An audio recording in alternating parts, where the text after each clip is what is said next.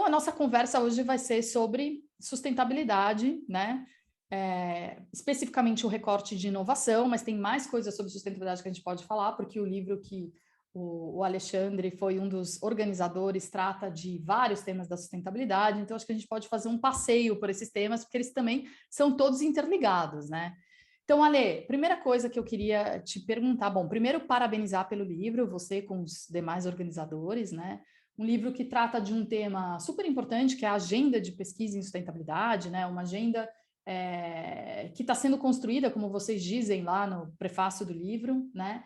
E aí vocês escolheram 4 eixos temáticos para organizar os artigos para esse livro, né? O de ciência e tecnologia, governança e políticas públicas, mercado e sustentabilidade e direito ambiental. Então, eu tenho 2 perguntas para você, assim, para a gente esquentar essa conversa. A primeira é o que motivou vocês, como organizadores, né, a usarem essa disciplina, né, de seminários interdisciplinares, tá certo? De sustentabilidade, né, os trabalhos ali apresentados para comporem esse livro, né? O que motivou vocês? Foi a qualidade dos trabalhos apresentados? Foi o interesse das pessoas, né, em estudarem sobre esse tema? Quer dizer, o que fez com que vocês olhassem para esses trabalhos sendo apresentados na disciplina em 2 anos, né, pelo que eu entendi, 2020, 2021, e daí motivasse vocês a organizar esses trabalhos em torno, né, desses 4 eixos? E aí a segunda pergunta é por que esses 4 eixos? E o que ficou de fora, talvez, né, que vocês, talvez uma próxima edição, enfim. Então, eu queria que você contasse para a gente um pouco esse processo aí da elaboração do livro.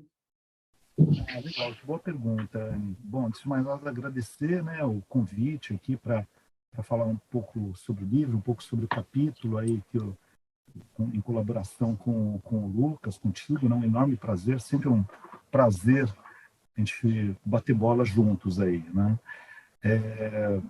O livro, ele se deu de uma forma razoavelmente orgânica dentro do programa de pós-graduação em sustentabilidade, né? Então, a gente tem esse orgânico pelo seguinte, né? Os seminários interdisciplinares em sustentabilidade, a gente tem seminários que ocorrem semanalmente, o ano todo, e tem um evento, né, anual, né, que ele chama CIS mesmo, né, que reúne aí as pessoas que preparam pôsteres, preparam apresentações ou preparam artigos completos para uma apresentação mais formal de fato. Mas ambos os eventos, tanto os seminários semanais quanto o evento anual, eles são tocados pelos alunos. Essa é a grande força motriz do programa, né? Então, os alunos, eles montam a agenda, a apresentação é voluntária, é sempre no intuito, né, de um ambiente de confiança, né, de você apresentar ideias de pesquisa, apresentar resultados preliminares ou fazer prévias da sua dissertação, da sua tese, né, e passar por um primeiro crivo, por uma primeira discussão, por um primeiro debate, numa ideia de aprimoramento contínuo desses trabalhos, mas num ambiente muito de confiança, né, que às vezes tem até discussão sobre ideias de pré-projetos ali que são colocados, né? Então, a primeira questão é de ser orgânico, né? De ser uma iniciativa dos alunos, organizado pelos alunos, lógico, né? Tem o papel ali da coordenação do programa, de estruturação, de montagem de agenda e tudo, né? Mas quem coloca o combustível todo ali são os alunos do programa, né? E o programa ele é estruturado, né, em 2 linhas, pensando um pouco mais nessa segunda questão, né? Que são ciência e tecnologia ambiental e gestão ambiental, né? Em ciência e tecnologia ambiental estão todas as ciências mais duras, né? Como a geologia, a química, a engenharia ambiental, né? Então, tem todo um conjunto de pesquisa que vocês vão ver lá, tem sobre os foraminíferos, sobre paleoclima, né? Então, tem toda uma linha dura, né, de ciência e tecnologia, né? E também tem um eixo de gestão ambiental, que são as humanidades e ciências sociais aplicadas. Então, tem uma pesquisa em história, em museologia, em em economia, em sociologia, né? Então, tem em direito, né, como tem uma parte do livro só para direito ambiental, né? Então, também foi uma divisão a partir dos agrupamentos de trabalhos que surgiram dentro do programa. Então, tem uma diversidade grande, né? Dentro de duas linhas, né, mais estruturadas, ciência, tecnologia e gestão ambiental, mas dentro de gestão ambiental teve um número grande de trabalhos em mercados, né, uma grande quantidade também em direito ambiental, né, e sempre, né, em políticas públicas e governança. Então, surgiu aí de uma composição de agrupamentos aí dentro de interesses de pesquisa nessas duas linhas principais do programa, né? O livro saiu de uma forma muito, de verdade, muito orgânica, né? E também esse compromisso, né, de trazer agendas locais e globais, o livro ele se preocupa muito mais, talvez, em problematizar, em trazer compromissos de pesquisa ou de extensão aí da universidade para as grandes questões de sustentabilidade, do que propriamente trazer os resultados principais da tese, né? Então, tem muito essa contribuição da reflexão, da discussão coletiva, trazida nos seminários semanais e no evento anual do programa.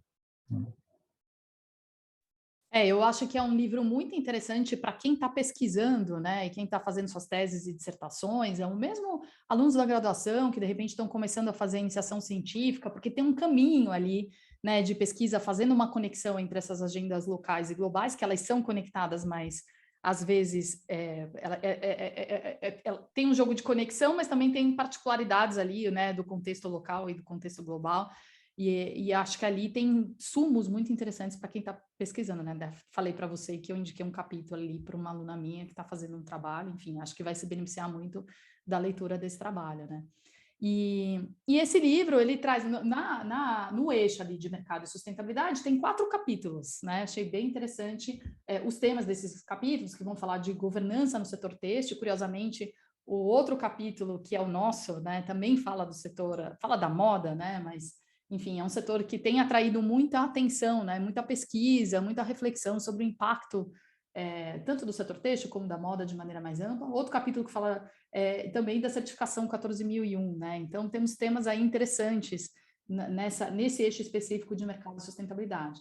E aí, a gente entra nesse capítulo, né, da inovação na moda, né, inovação para a redução de emissões de gás de efeito estufa. Então, é um capítulo que junta reflexões sobre inovação, moda, né, e redução de emissões de gás de efeito estufa, que bebe, né, ele é resultado do trabalho do Lucas, aí da dissertação do Lucas, né.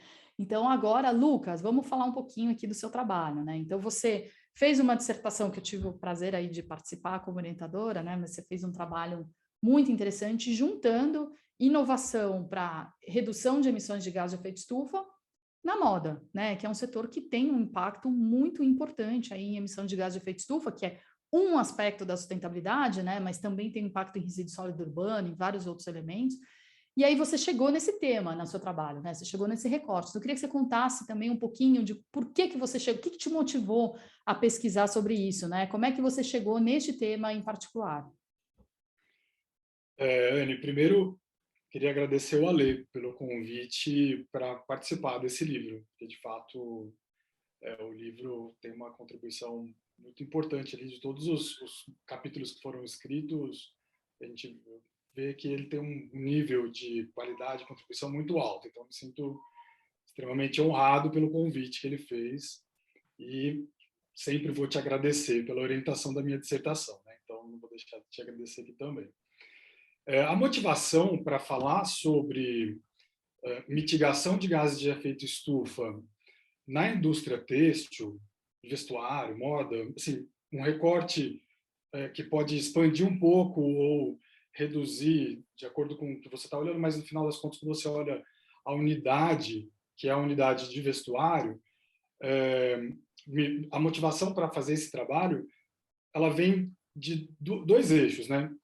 Que é a importância da indústria têxtil globalmente. Ela é uma indústria que emprega mais de 300 milhões de pessoas no mundo ao longo das cadeias. No Brasil são 10 milhões de pessoas, sendo boa parte delas de forma direta, e com empresas normalmente de pequeno e médio porte, que são mais de 25 mil empresas no Brasil de pequeno e médio porte, que estão fazendo parte da cadeia de vestuário, sendo que 99% são empresas muito pequenas. Então, assim, é uma indústria muito relevante para a base da sociedade, que gera muita mão de obra, então gira muita economia, ela é muito relevante, a gente não pode simplesmente ousar descartar essa indústria de qualquer estrutura, né, de sociedade. Então, mas isso não quer dizer que ela não tenha os seus problemas, né? E acho que a indústria da moda ela tem problemas, talvez, em quase todos os eixos que a gente olhar, desde problemas com trabalho análogo à escravidão, eixo de água, de clima, enfim, a gente conseguiria fazer uma pesquisa sobre qualquer um desses eixos para encontrar quais são os problemas e quais são as soluções para ele, né? E as soluções eu acredito que elas virão do próprio mercado. Acho que o Estado tem um papel importante de regulação, de precificar essas externalidades que muitas vezes não aparecem embutidas no preço de algum item quando a gente vai comprar, né? A gente vai comprar um produto e ele é muito barato, a gente não enxerga o custo que não foi embutido ali para ele ter aquele valor. Então, o custo não embutido de talvez um imposto não recolhido, ou uma mão de obra paga abaixo de uma, né, no caso do Brasil, da CLT, enfim, ou um item que está gerando algum tipo de poluição química. Enfim, na indústria da moda, a gente consegue pegar todos esses eixos e fazer um estudo para encontrar quais são os problemas e as oportunidades de solução para ele, né? E, além disso, a indústria da moda ela vem numa crescente muito grande de produção e consumo, né? Nos últimos 20 anos, a gente teve um aumento de 82% na produção de fibras têxteis. A gente produzia, no começo dos anos 2000, aproximadamente 7 quilos de fibra per capita, e a gente passou a produzir 14 quilos de fibra per capita. Quer dizer, qualquer coisa que você, nesse período, tiver multiplicado por 2, sem resolver os seus problemas, você está exponenciando, né, os problemas que já existiam e não tinham sido resolvidos quando a gente produzia pouco. E agora a gente produz muito sem ter resolvido o que a gente precisava ter resolvido ao longo do caminho.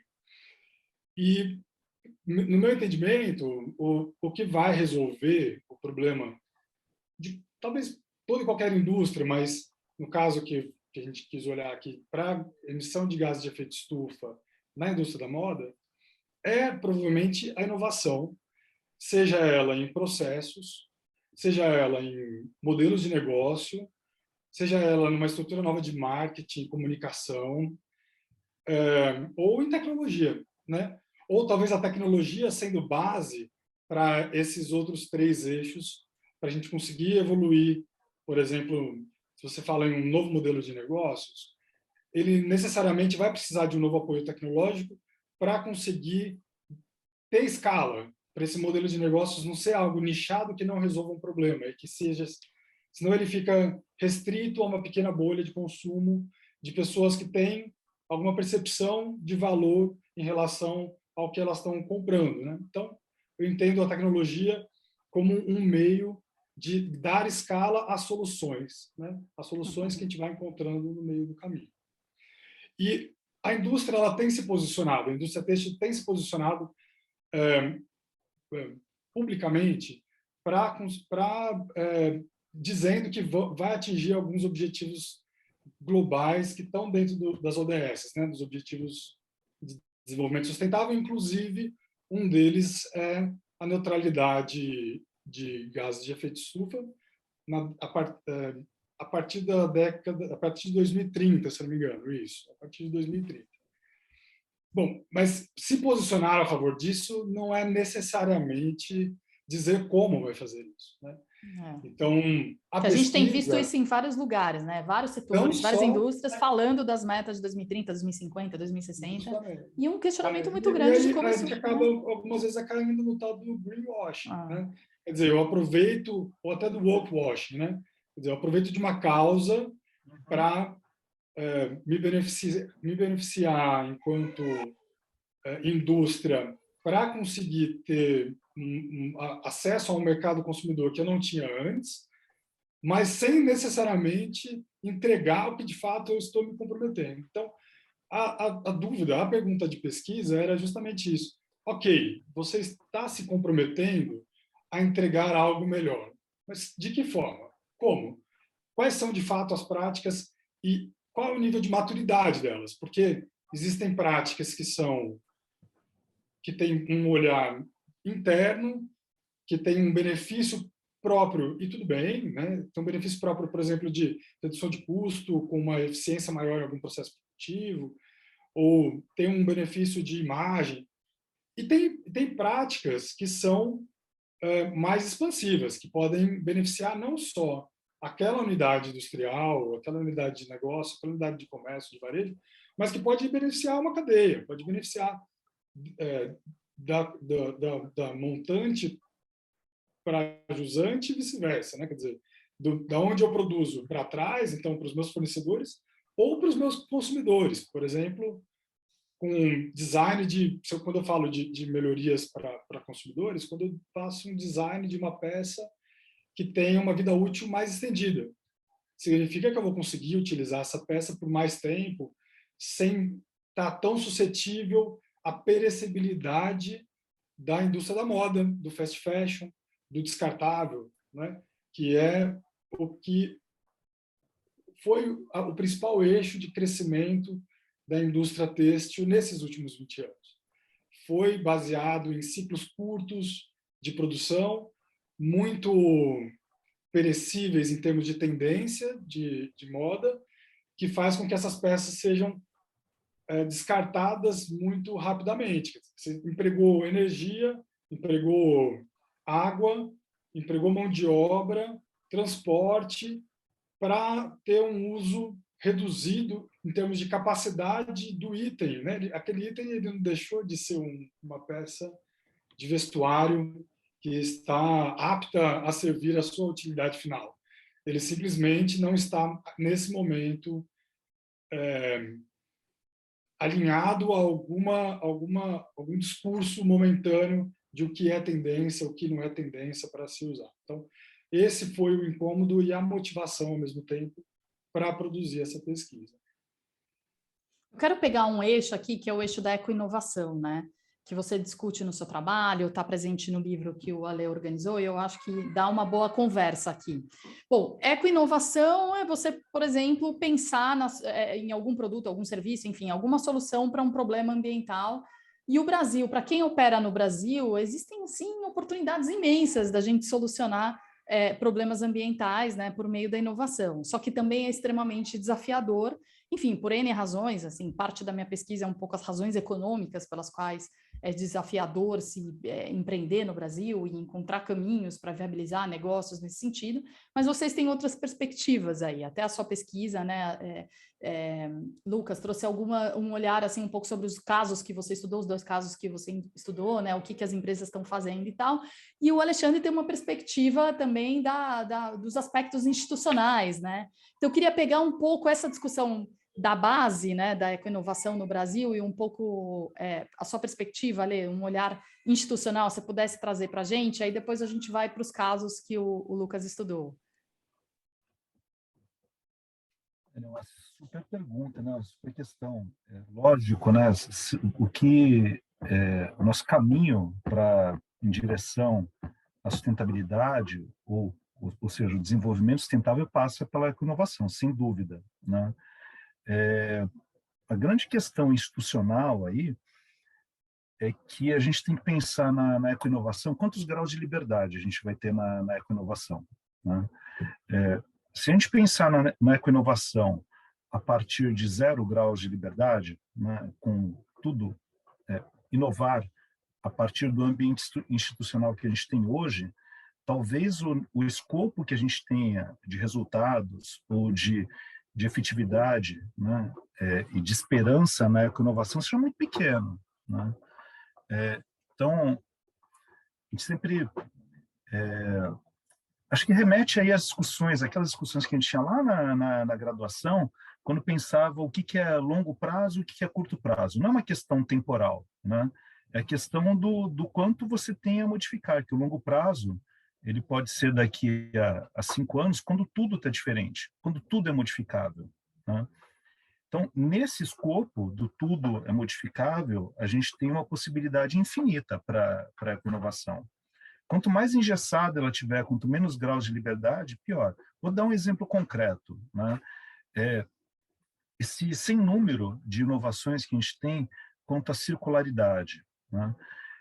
Elas existem, elas ganham força a partir de um ambiente institucional em que você tem uma mudança drástica com a política de resíduos sólidos, né? Com planos de resíduos sólidos, com isso sendo incorporado como parâmetro, como baliza institucional para o funcionamento das organizações, né?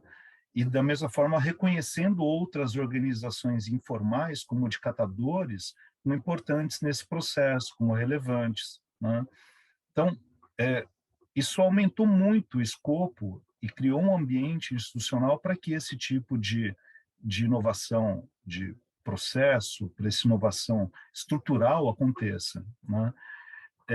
E a minha pesquisa vai muito no sentido de entender essas mudanças institucionais, instituições, não confundir instituições com organizações, né? Organizações são essas ações coletivas que têm recursos, têm pessoas envolvidas no objetivo comum. Instituições, que é a pesquisa, são as regras do jogo. As regras do jogo nas mais variadas esferas, né? As regras do jogo informais nas nossas relações cotidianas, né, entre os atores sociais, as regras do jogo organizacionais, né, entre as organizações e dentro das organizações, sejam elas públicas, privadas, do terceiro setor, as organizações, as instituições constitucionais, né, que aí esse parâmetro, né, das políticas públicas, das leis, das normas, né, que balizam a vida em sociedade, e as metaconstitucionais, né, que implicam a materialização dos nossos valores, dos nossos ideais civilizatórios, né, como a Organização das Nações Unidas, como os direitos humanos, né, como o Protocolo de Quioto, como o Acordo de Paris, né, como a Convenção da Diversidade Biológica, a Convenção da Desertificação, são grandes ideais civilizatórios que pautam instituições, normas e regras para reger a vida em sociedade. E tudo isso se entrelaça, né? Então, se a gente pensar que com relação às mudanças climáticas, a gente tem algo mudando lá em cima, no metaconstitucional, e a nossa esperança é que isso permeie até chegar no operacional, no local, na troca das pessoas, né? E da mesma forma tem movimentos sociais aí se articulando pelos direitos humanos, pelos direitos em relação a gênero, em relação à raça, e que vão permeando para cima e para baixo nessas arenas, né? O escopo para a mudança, para a ecoinovação ou para outras inovações na sociedade, a gente tem mais esperança na medida que tem mais pecinhas se movendo.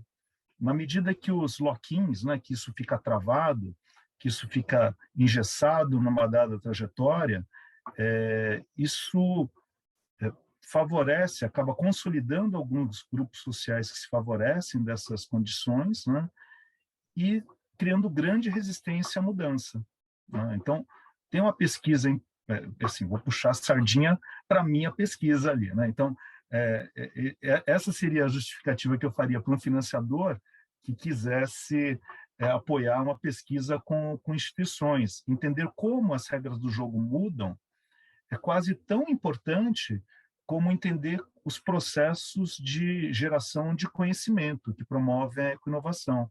Então, você tem, de um lado, os processos de ciência e tecnologia que trazem mudanças de produtos, de processos nas organizações, né?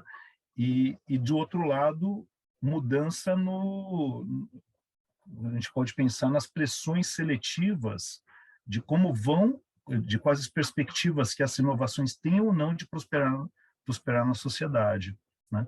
Pensando do ponto de vista institucional, é isso, né? A gente não dá para olhar a ecoinovação só pelo ponto de vista da geração de conhecimento e do potencial que isso tem nas organizações hoje, né? É preciso entender também que as pressões seletivas elas mudam e não mudam ao acaso, né, como acontece na natureza, né? Não é um processo estocástico, é um processo direcionado por vontades, interesses, desejos, né, e por poder, né, poder político, poder econômico, enfim, né, por poder simbólico na sociedade, né?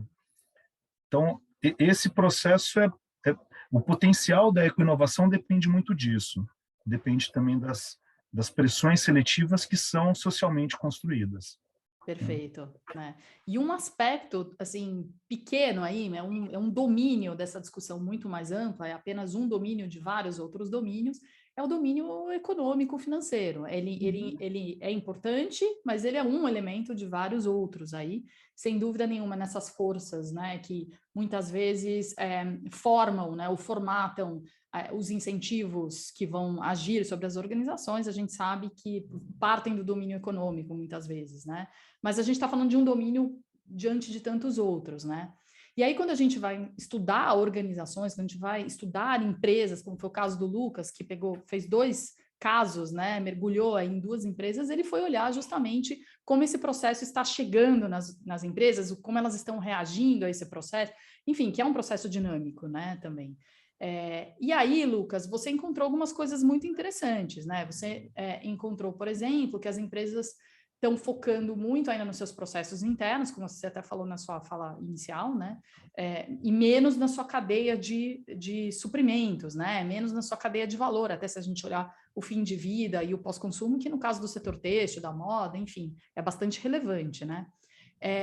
Como é que você reage a essa fala do Alê, né, que traz esse contexto mais amplo, esses outros domínios, né, as normas escritas e não escritas, né, que conduzem a nossa sociedade e todas as sociedades, né, e aí uma partezinha delas, né, são esses aspectos econômicos, mas as empresas reagem muito a esse aspecto econômico, né, elas estão ali no fim ali dessa grande cadeia que o Alê estava explicando.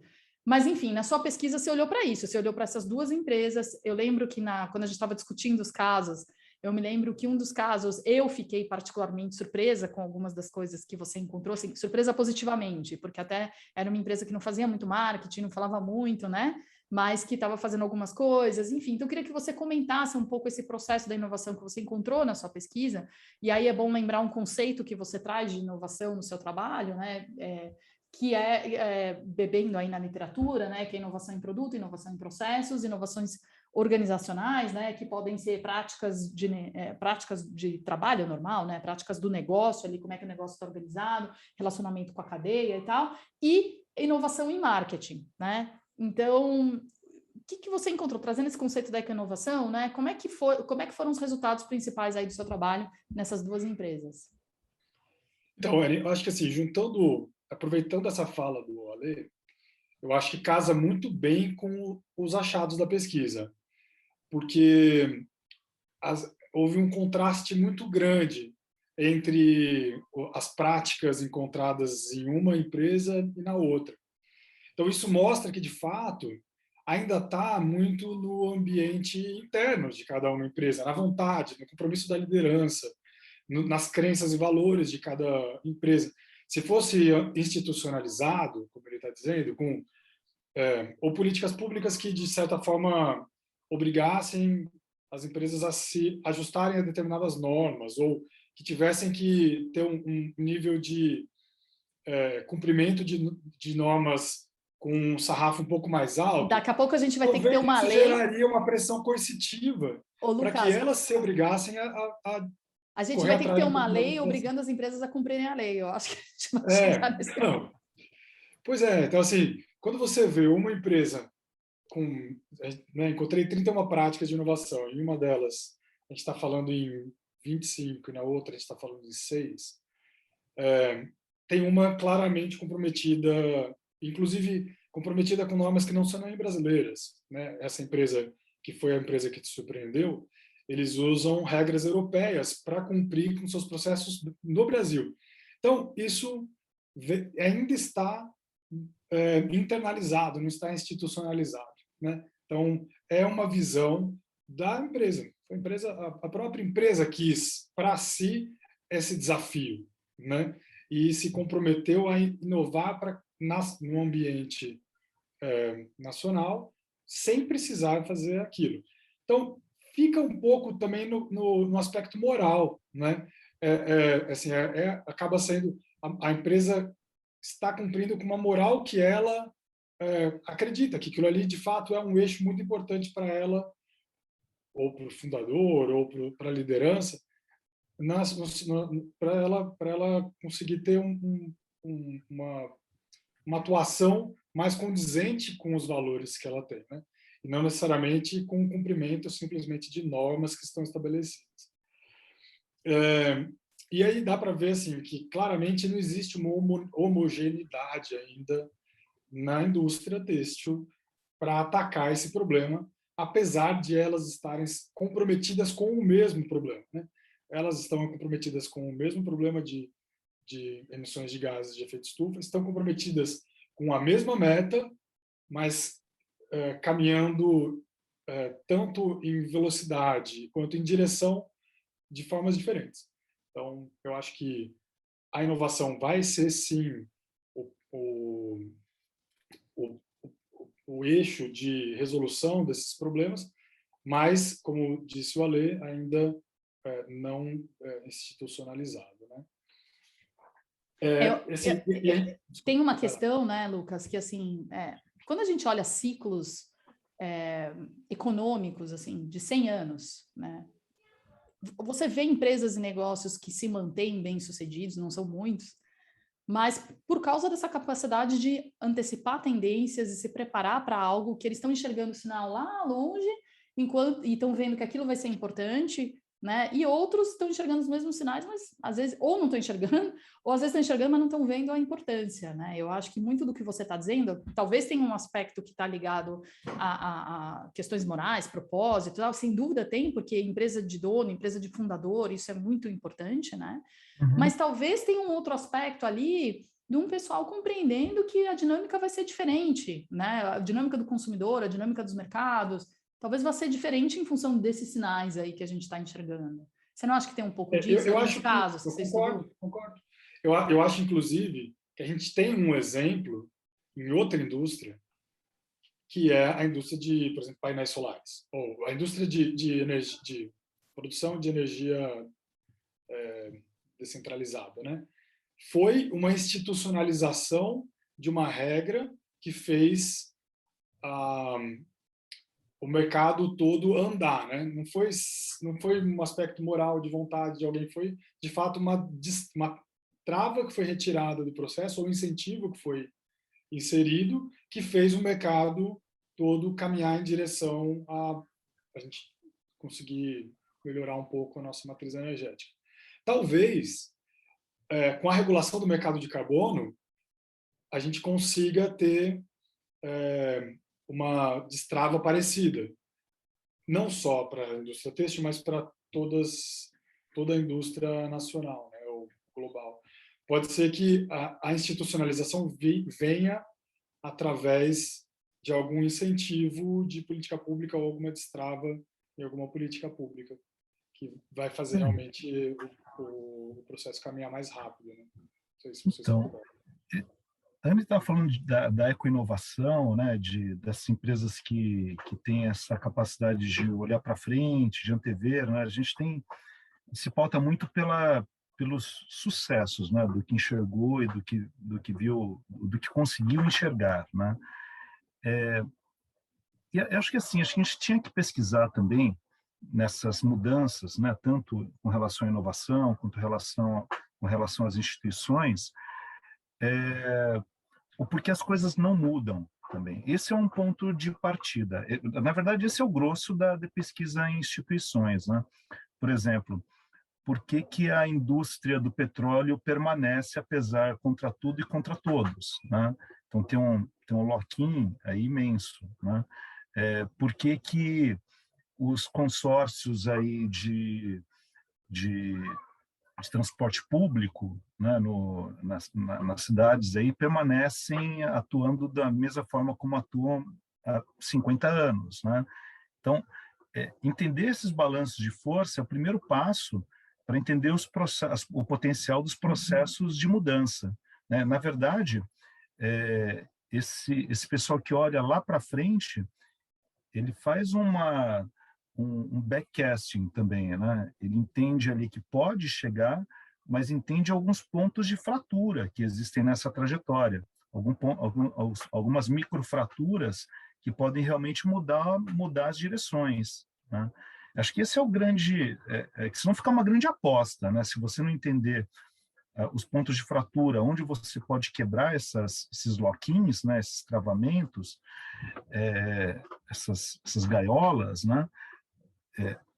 Ficaria um grande jogo somente de aposta, né? E eu tinha uma outra coisa para colocar, esqueci. Mas Bem-vindo ao time daqueles que esquecem as coisas. Não. Estou nesse time, sou capitã do time. O primeiro sintoma aí de que a coisa não está indo bem, né? Oxe, o meu sintoma já está avançado, meu filho. Não, assim, acho que a nossa grande ambição é promover as mudanças, né? Mas o primeiro passo é entender as não mudanças, né? De como elas se estruturam e como ocorreram, e também aprender com o passado, né? De aprender como as mudanças que ocorreram no passado encontraram oportunidade para mudar. Às vezes tem indústrias que permaneceram há décadas, né? Prosperando e que chega a um momento de fratura, né? Um momento de crise, um momento de crise externa, um momento de crise interna, que catalisam aí essas mudanças nos seus produtos, nos seus processos ou no próprio ambiente de negócio em que ela opera, né? Esse olhar estruturado seria muito importante. Lembrei o que era. O Lucas entrou nessa questão moral, né, nesse julgamento moral, e é uma aula, a gente tem uma disciplina obrigatória no programa, né, e uma das aulas que eu gosto nessa disciplina é que fala sobre sustentabilidade ética, né? Então mostra duas formas, dois estudos, né, duas perspectivas sobre a ética normativa, né? Os nomes são horrorosos, né? Uma é a perspectiva teleológica, que fundamenta o utilitarismo, que eu faço alguma coisa em função das consequências que isso vai ter para mim, né? Então fundamenta ali todo o raciocínio, todas os desdobramentos, né? E os avanços aí do Stuart Mill, por exemplo, lá no século XIX, né? Final do século XVIII, começo do século XIX. E a outra é a deontológica, do dever, né? que vem lá dessa origem mais do Immanuel Kant, né? Do imperativo categórico. E as duas perspectivas sobre a ética, do dever, do que deve ser feito, da imposição, do determinismo da moralidade reinante aí sobre as minhas ações. E as duas perspectivas explicam muito parcialmente o nosso comportamento, né? Tem um bom tanto de dever e tem um bom tanto de utilidade. Mas o que nos deixa mais confortável na tomada de decisões, principalmente dentro das empresas, né, Anne? Daí o grande peso do econômico, é que a racionalidade econômica ela é profundamente fundamentada nessa ética teleológica, né, do utilitária.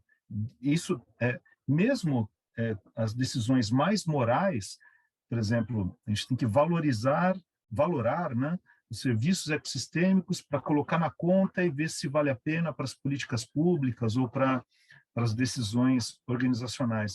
A gente, artificialmente, toma uma decisão, ou dentro de uma empresa, profundamente arraigada aí numa pré-decisão do líder, do fundador, etc., né?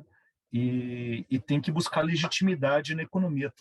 Tamanho o potencial dessa visão de mundo, né, dessa ótica, sobre a racionalidade de decisão. Né? Ganha peso, tem que ter a bênção da economia, qualquer moralidade ali, no final das contas, tem que ter a bênção da econometria e da economia, ou das finanças, né, para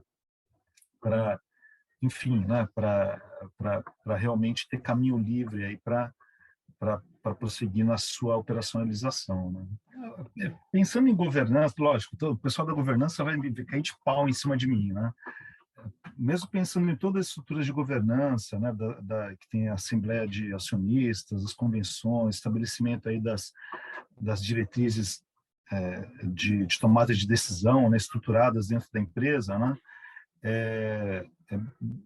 É bastante comum que empresas que têm dono, né, que tem um dono ali, sejam a expressão mais distante da democracia que a gente conhece, né? Então, se você pensar nas sociedades anônimas, ainda tem uma boa estrutura de governança que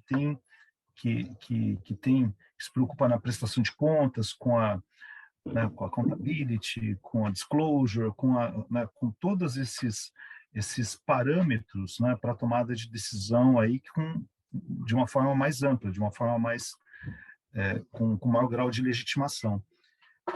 E tem essas outras possibilidades em que é muito autocrático, né, em que abre-se mais possibilidades aí para os erros e acertos do dono, de fato, né? Mas a gente tem que tomar um cuidado também, que senão a nossa disciplina, a nossa pesquisa em organizações fica uma pesquisa messiânica, né? Dos grandes... É muito personalista, muito messiânico isso. Então, que os caminhos aí serão determinados pelos donos, pelos proprietários ou pelos grandes gurus, né? E talvez, acho que, pensando, né? A gente tem que reconhecer esse papel, é determinante, de fato, mas talvez seja arriscado a gente colocar tantas fichas, pensando em sustentabilidade, pensando em direitos humanos, pensando em todos os nossos as nossas utopias civilizatórias, né? Que elas sejam sujeitas a algo tão personalista assim, né? Nossa, eu concordo muito, Ale, eu concordo muito. Assim, quando você tem, no fim das contas, aqui não adianta, né? A minha visão ela vai acabar sendo mais econômico-financeira, né? Mas, por exemplo, no fim das contas, quando você tem uma empresa de um dono, né, ou de uma família, enfim, mas que o dono está bem estabelecido, é uma empresa de capital fechado, é o capital dele que está em risco, então ele tem essa liberdade, né, de escolher caminhos ali que vão se provar certos ou errados, bem-sucedidos ou mal-sucedidos. Quando a gente tem uma empresa no extremo oposto aqui, que é o que você trouxe, né? Que você tem a Assembleia Geral de Acionistas, inclusive hoje eu estava falando exatamente sobre isso no outro fórum, sobre as Assembleias Gerais. Você tem uma Assembleia Geral de Acionistas de uma grande empresa listada, e eu, como acionista, por exemplo, imagina que eu tenho aí um percentual de participação naquela empresa, eu, Annelise mesmo. Daí eu acho que aquela empresa tem que ter uma coisa qualquer ali de sustentabilidade que eu acho muito importante. Eu vou fazer uma proposta que é chamada de Shareholder Resolution, né? E vou submeter para aquela empresa, para o conselho daquela empresa, e os outros acionistas votam se eles concordam ou não com aquilo. Então, eu preciso apresentar a minha ideia, eu preciso defender a minha ideia, eu preciso convencer outros de que aquela ideia faz sentido, né?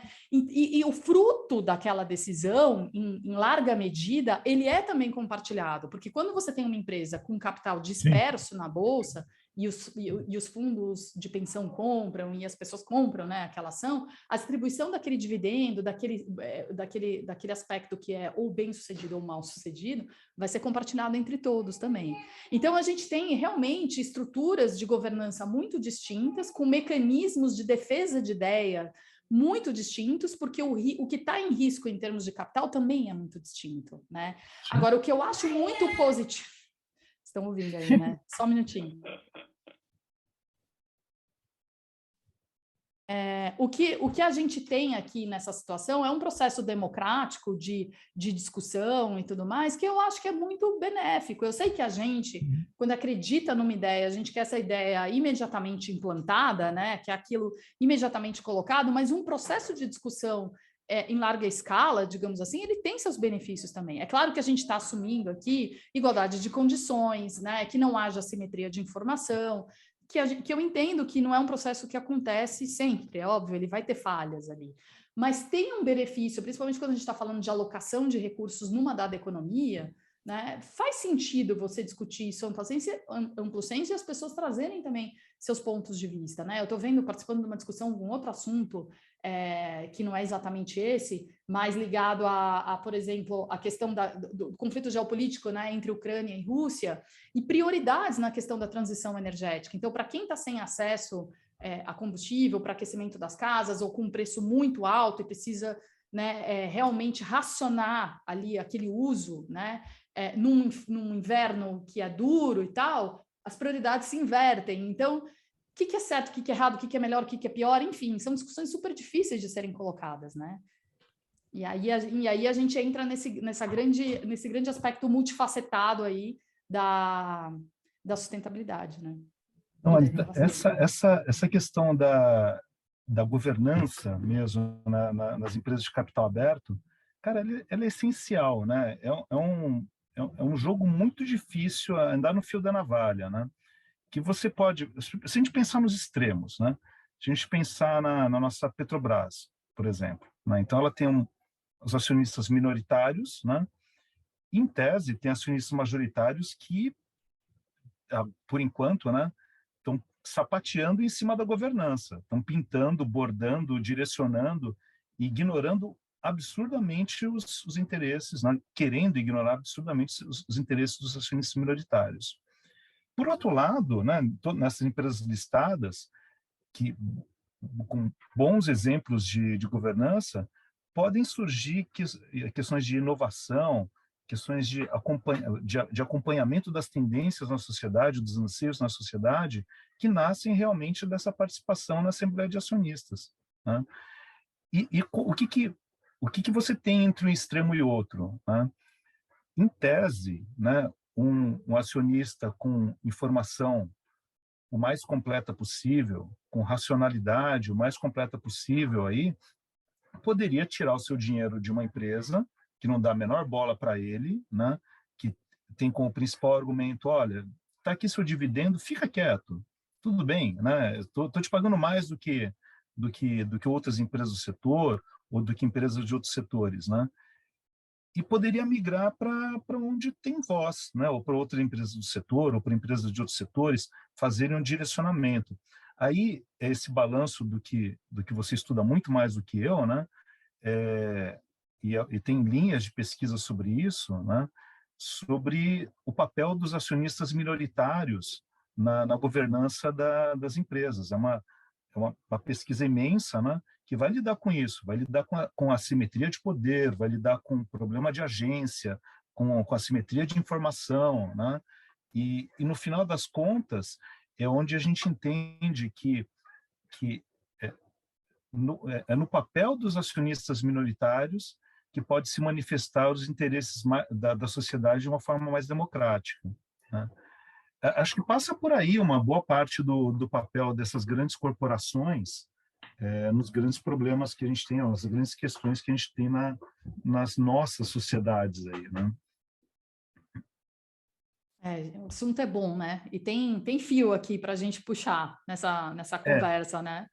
Mas a gente tem que encerrar agora, porque também senão fica um vídeo muito longo, mas eu queria agradecer muito vocês pela conversa, pelo papo, ao Alê, não só por ter organizado um livro super interessante, parabenizá-lo por esse livro, mas também por ter convidado a gente como um capítulo, e mais do que isso, por ter concordado em participar da banca, né, Lucas, e ter trazido sempre reflexões brilhantes aí, eu sempre falo, eu sou muito fã do Alê, Então, queria agradecer ele de novo, né? Agradecer você, Lucas, pelo trabalho, um trabalho que eu já te falei várias vezes, é um trabalho muito, muito bem feito, inclusive um trabalho que foi aprovado aí com louvor, né? Então, também parabéns pelo seu trabalho. E é isso, né? Os trabalhos estão disponíveis, ambos, né? Tanto a dissertação como o livro. E aí, para quem quiser conhecer um pouco mais da pesquisa, tanto do Ale como do Lucas, esse trabalho tá disponível na internet. Eu vou colocar os links aqui. Deixa eu só fazer uma justiça aqui também. No começo, a minha fala inicial lá falou muito da organicidade, da organização do livro e tudo. É só para... e daí alguém pode pensar assim, poxa, mas a Anne, né, do GBSES, da FGV, o Lucas também é do mestrado da GV, né? Então, o livro, ele não é um livro endogâmico, assim, ele nasceu, né, ele tem essa gênese no programa, mas também não é, a ideia não é que seja pode ter nascido, né, de uma confraternização, de uma troca de ideias, de confiança livre, mas também tem isso das complementaridades, né, de buscar pesquisas nos nossos, em outros institutos de pesquisa, de excelência, e com parceiros de pesquisa, e que tragam complementaridades, que tragam visões, às vezes, dissonantes, que enriqueçam o conteúdo, o diálogo a que se propõe o estabelecimento dessas agendas locais e globais para a sustentabilidade. O programa de sustentabilidade da IASH-USP não se propõe de forma alguma. Tem 2 linhas de pesquisa, mas, assim como o livro, não se propõe de forma alguma a esgotar assunto algum, né? Então, tem, além das colaborações com a GV, tem colaborações com a Unifesp, com a Unesp, com a Unicamp, e acho a beleza, né, de organizar, né, essas produções, de trazer diversidade, né, de ser o menos clube do bolinha possível. A gente consegue pouco, né? Mas acho que esse papo é muito nesse sentido, né? De mostrar como juntos a gente consegue fazer coisas bacanas, coisas legais, e que tem uma contribuição para a gente avançar, nem que seja um milímetrozinho, né? Mas de colaborar e avançar, né? Obrigada, Ale. E fora que a gente se diverte pelo caminho também. Opa! Gente, obrigada. Obrigadão. Obrigado, Anne, pelo convite. Até uma próxima, né?